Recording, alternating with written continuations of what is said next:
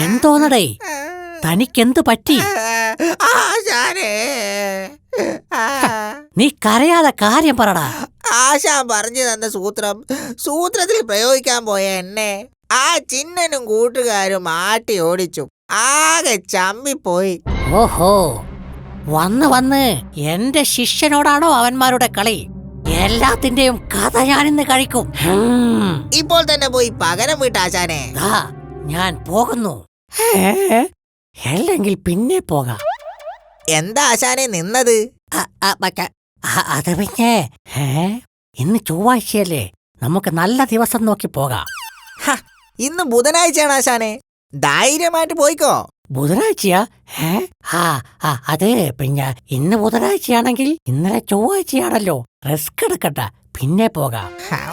ആശാനാണത്രേ ആശാൻ.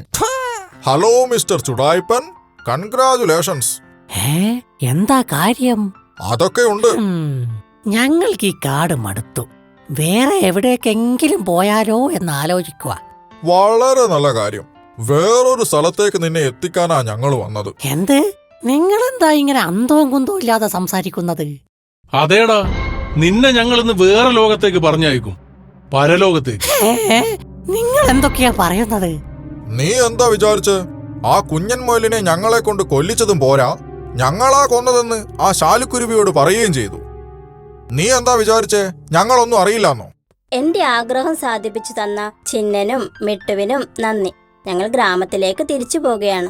മക്കളെ, നിങ്ങൾ ഇനിയും ഈ കാട്ടിലേക്ക് വരണം. ഗ്രാമത്തിലുള്ള സുഹൃത്തുക്കളോട് ഞങ്ങളുടെ അന്വേഷണം പറയണം. ശരി അപ്പൂപ്പ.